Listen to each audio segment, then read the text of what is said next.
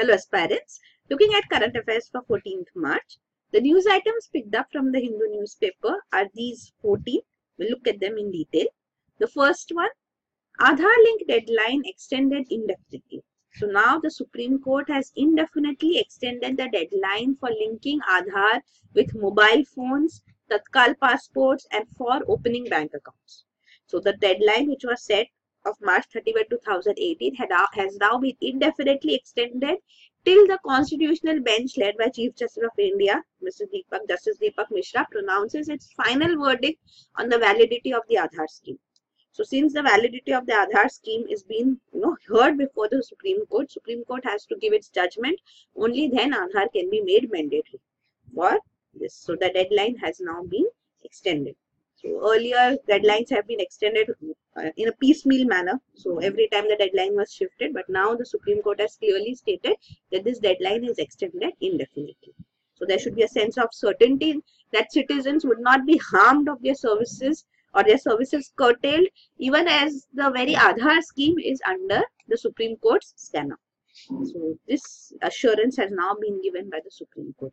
So this is the case. Also, March 31, 2018 will continue to be the deadline for linking Aadhaar to subsidies, benefits and services prescribed under Section 7 of the Aadhaar Act of 2016.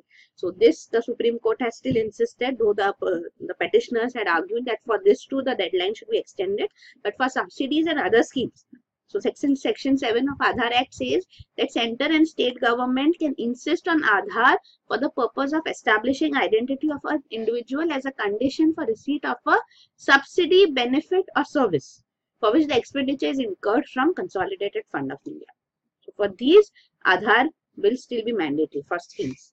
So that for that March 31, 2018 deadline remains.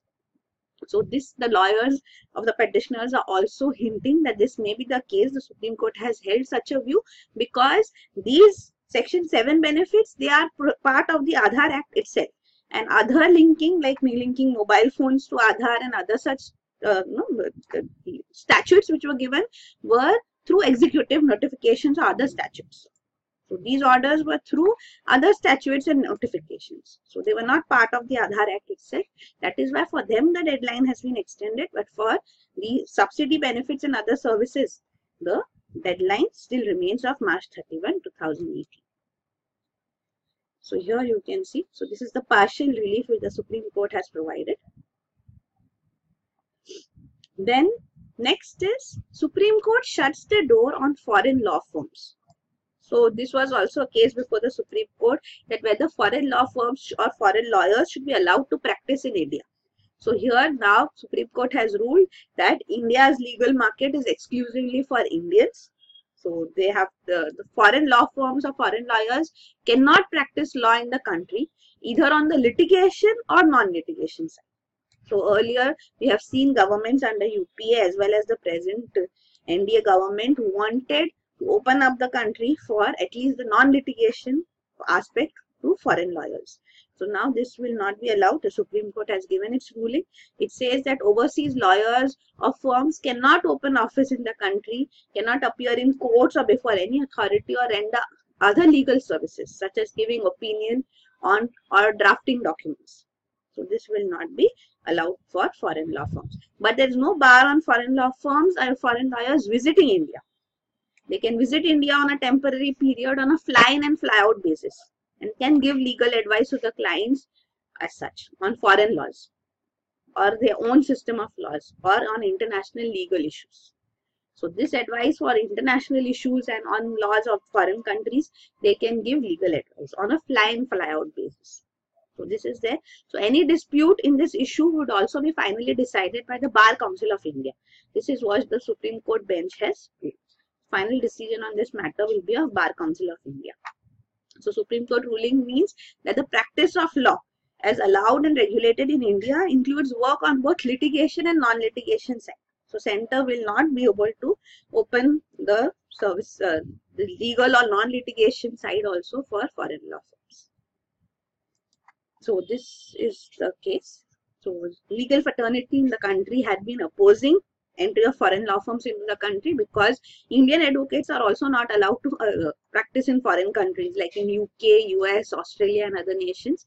Indian lawyers are not allowed. Only when after fulfilling restrictions, such restrictions are there like qualifying tests, experience and work permit, they are allowed to function. So that is why the Supreme Court has also ruled in a similar manner. Also, it says that foreign law firms and lawyers will not be debarred from conducting international arbitration in India. So arbitration in India out of international commercial disputes on these foreign law firms will not be debarred. But they would be governed by the code of conduct applicable to the legal profession in India. So this is the Supreme Court ruling. So here you can see the details are provided. Earlier to Bombay High Court and Madras High Court have given their ruling on the matter in 2009 and 2012 respectively, and now Supreme Court also has reaffirmed their ruling. So Bombay High Court also said that it is not justified granting permission to foreign law firms. So it held that law practice includes work on litigation and non-litigation side, same as how Supreme Court has given its verdict presently. Even Madras High Court had ruled that no foreign law firm or lawyer can practice in the country without complying with the Advocates Act. It also allowed lawyers on fly-in fly-out basis, as the Supreme Court has ruled presently. So this is again the detail regarding the same.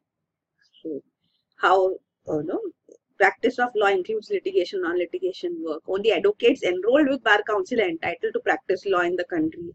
Also, foreign lawyers can visit on fly-in fly-out basis, not on regular basis.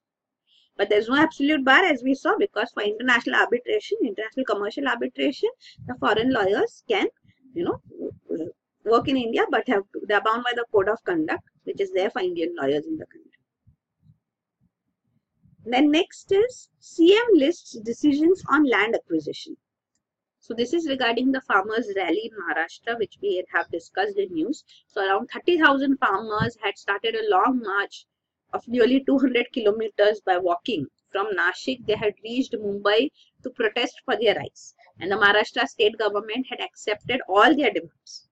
So this has already taken place, but now the Farmers Steering Committee has called for statewide protests and public meetings as such. So these would take place. They have decided that on March 19, farmers will sit on hunger strike outside every district collector's office. So this is to make sure that their demands are fulfilled. The government had said that they would fulfill the demands within 6 months, but still they are not sure, because earlier too such assurances have been given and the government has failed to fulfill the promises. So this time they want to make sure that the pressure remains, and this has been decided on. On April 31, Jail Bharo Andolan would take place. Then next is Maoists killed 9 CRPF men in Chhattisgarh. So Chhattisgarh Chief Minister Raman Singh had visited Sukma district, which is Maoist infested, a few days ago, 2 days ago, and now we have seen that the Maoists have attacked, and the cadres have been able to blow up a mine protected vehicle carrying CRPF personnel, and 9 of them have been killed.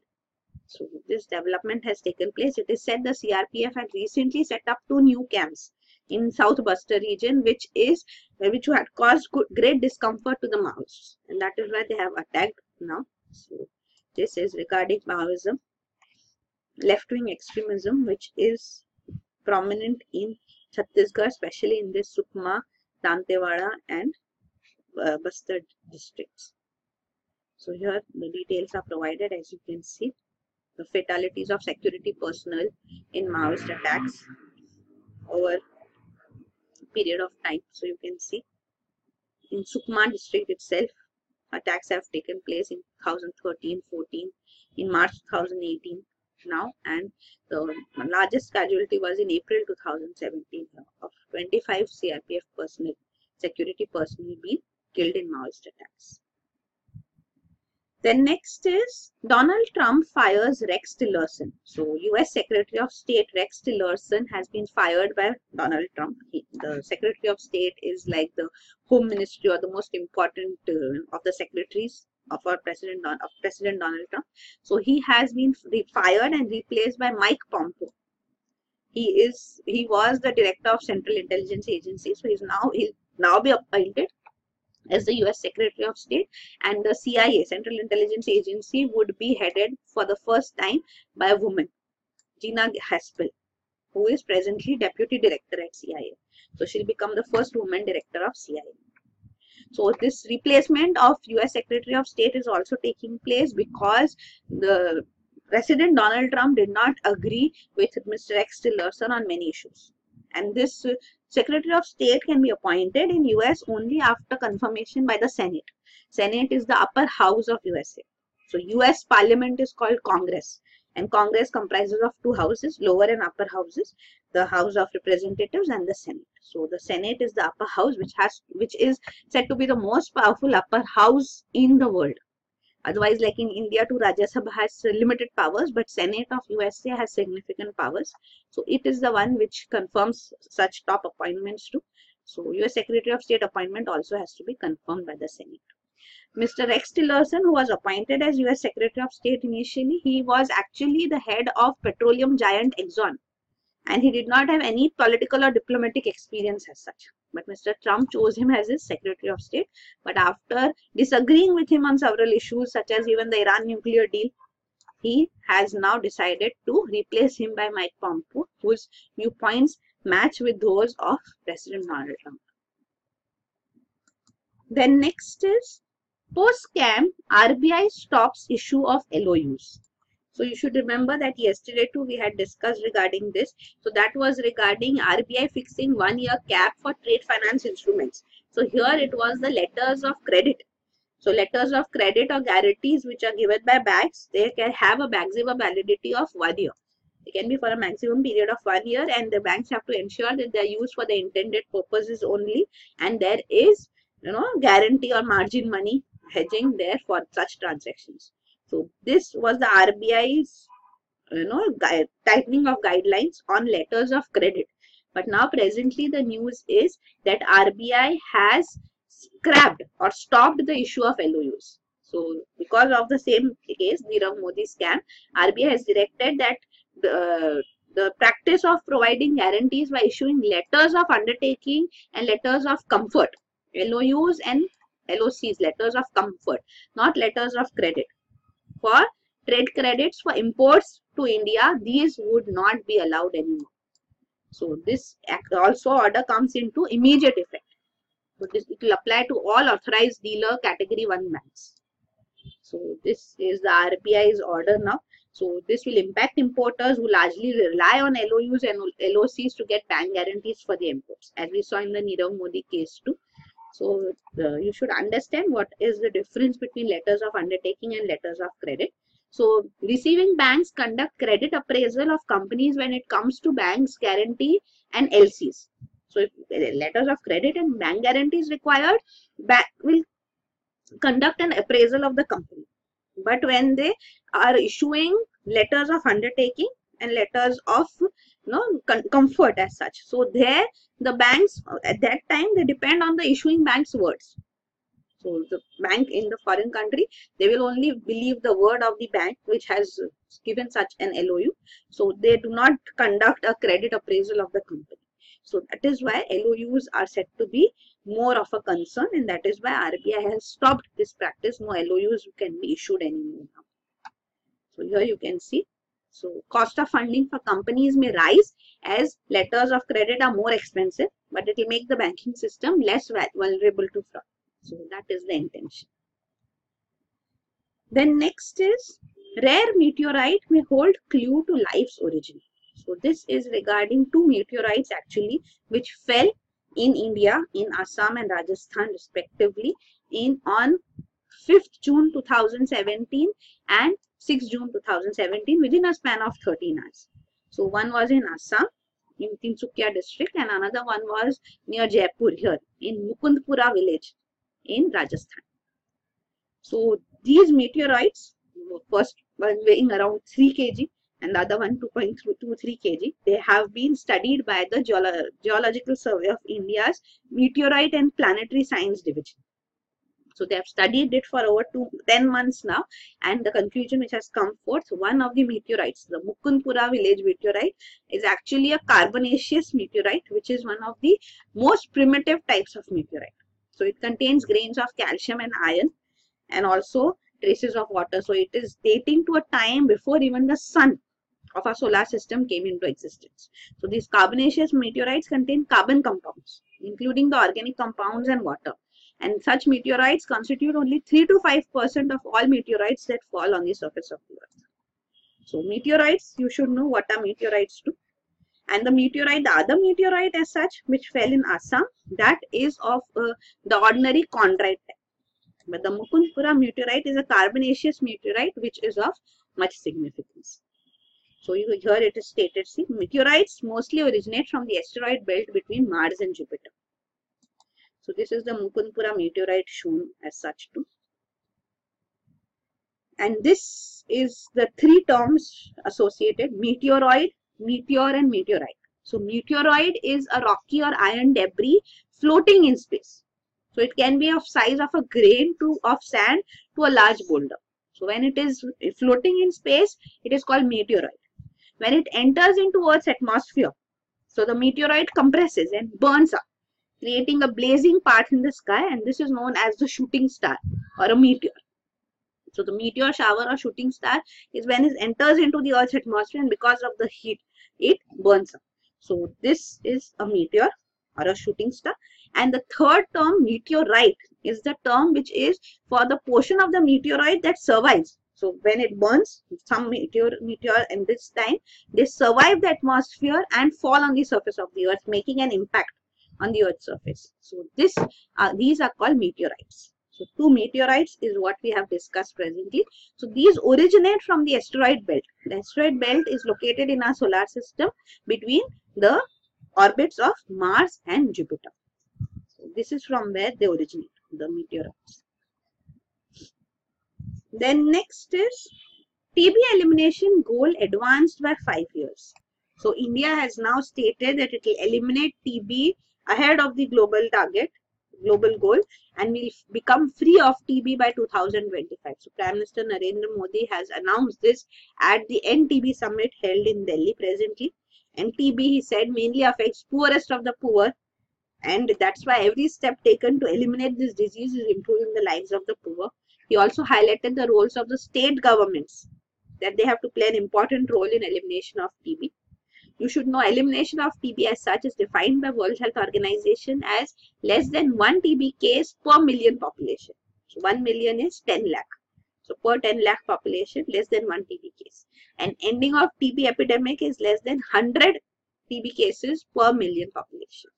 So this definition as such you should know. So under the National Health Mission, we have the plan to eliminate TB by 2025. So this is proposed through increasing private sector participation, intensifying TB control activities, and also strengthening surveillance. So this is the national strategic plan, that how incidence rates have to come down, mortality rates have to come down, and also the huge costs incurred have to come down. So these are the targets as such set by the government. Then next is ICMR wins the 2017 Cochrane Prize for TB research. So Indian Council of Medical Research has won the 2017 Cochrane Prize.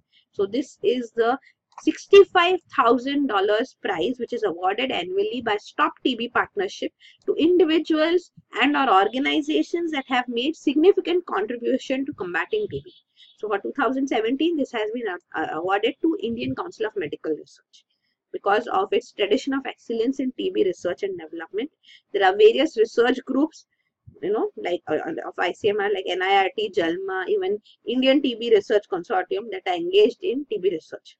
So groundbreaking TB research has been done by India that has also helped shape the global DOTS strategy, directly observed treatment short course, which is used to cure TB. And also TB Research Center as such, you should know, it has undertaken several trials, and the BCG vaccine trial by TB Research Center was the largest ever to be conducted, followed up by 3,50,000 volunteers as such for 15 years. So this is there. Then also the TB Research Consortium is now in a few months going to start trial for two new TB drugs also. That is bedaquiline and delamanid, which we have been discussing quite often for some time now. Even we saw World Health Organization recently, few days back, we discussed that how World Health Organization is calling for even the generics for these medicines, which are available in limited quantity. Even in India, they are not available easily. So these are used for drug resistance, multi-drug resistant and extremely drug resistant TB. So these trials for these would also start in India. So combinations for them. And also another trial will be undertaken to test the effectiveness of adding diabetes drug metformin to standard anti-TB regime for drug sensitive TB. So these trials are also going to take place in the country. So India makes significant contribution to TB research. It has a huge TB burden as such too. So Cochrane Prize 2017 has been awarded to ICMR. Then next is Britain confronts Russia over poisoning of ex-spy. So this is regarding Russia's former double agent as such. This is Sergei Skripal and his daughter Yulia. So they had been found dead, poisoned as such in England in Salisbury on March 4, 2018. So earlier to a former spy of Russia, Alexander Litvinenko, was found dead in London under mysterious circumstances in 2006, around a decade ago. So now the British Prime Minister Theresa May has made a statement in the House of Commons in the Parliament that it was highly likely that Russia was responsible for poisoning the spy from a military grade nerve agent of a type which has been developed by Russia. So Russia is refuting such allegations. It is saying that UK should provide a sample also of the substance and share information with it. Otherwise, we cannot respond to such allegations as such. So Britain earlier too, it has faced criticism. Earlier in the case of Mr. Alexander's poisoning too, it had faced criticism that Britain is not able to protect those who are seeking political asylum on its shores. So you should know about Sergei Skripal also. He is a former Russian double agent. So he was actually a colonel in Russian military. And while he was a colonel, he was recruited by Britain's intelligence agency, MI6. So he was, while being an active officer of Russia, he was also part of Britain's spy agency, recruited by him. So he was a double agent. So later in 2004, he was detained in Moscow, sentenced by the military tribunal in Moscow as such, and finally in 2010 he was pardoned and released in a spy swap with Britain. So that time he moved to Britain as such, and he had been living in Britain with his daughter. You can see that he has now finally been killed, and it is alleged that he was exposed to a nerve agent according to the British police. So Russia is denying such allegations that it does not have a role to play in his murder. Then next is CAG flags railways parlous finances. So the Comptroller and Auditor General of India has placed its report before the Parliament, in which it says that the operating ratio of Indian Railways is of 96.5% in 2016-17, but this operating ratio is not reflecting the actual financial performance, because if you add up the pension payment, expenditure on pension payments, then this operating ratio deteriorates to 99.54%. So what does operating ratio basically means? If it is 99.54%, it means that Railways is spending 99.54 paise to earn 100 paise. So means the profits are considerably low. So even at 96.5% also, it is said to be the poorest level of operating ratio since 2000-2001. So this CAG states that there is a need to revisit the passenger and other tariffs. So the losses have to be reduced by the railways. CAG says there is hardly any justification for not recovering the cost of passenger services in cases of AC first class and AC two-tier class coaches. So here passengers should pay higher tariffs so that Indian Railways does not incur losses. So also the CAG has highlighted non-availability of sufficient funds in depreciation reserve fund of the railways. So there is a backlog of renewal and replacement of overaged assets in railway systems. So this is also essential to ensure the safe running of trains as such. So all these things have been highlighted by the CAG in its report, which conducts audit as such. So the railway audit has been done. So here you can see the operating ratio over the years too. So presently it is said 96.5%, but the CAG says if expenditure on pensions is added, it deteriorates further to 99.54. So this is there.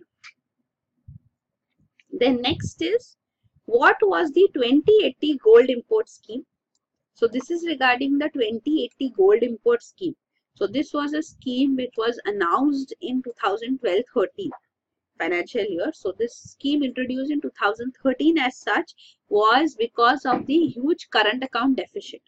So for import of gold was taking place. So to ensure that the gold imported, out of this, it was made mandatory under this 2080 scheme that out of the total gold imported, 20% of it would have to be exported back in finished form. So this was the mandatory requirement. So this was the 2080 gold import scheme of 2013. But then actually it was for banks and PSUs. But later it was expanded to private parties also in 2014 when the government's term, UPA government's term was to end.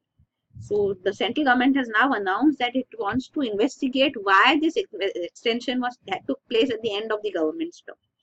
Because after it was extended to the private parties as such to premium, trading houses, you can see premium trading houses and star trading houses.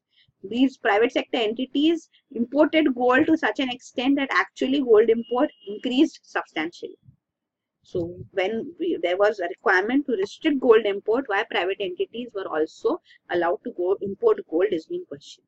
Actually, in November 2014, when the present government came to power, it scrapped this 2080 scheme altogether and it removed all restrictions on gold imports as such. So eventually all restrictions were removed because it was stated that now the current account deficit crisis is no longer there. So this is the whole thing. You can see the details provided here. So then lifting of curbs took place because current account deficit was in control. Crude oil prices also were down. Commodity prices came down. So that's why. And also it said that curbs, restrictions on imports had resulted in smuggling. So that it was distorting import pattern. So government removed all restrictions. The 2080 scheme was scrapped in November 2014 altogether. Then next is, laws on location services shouldn't impact innovation.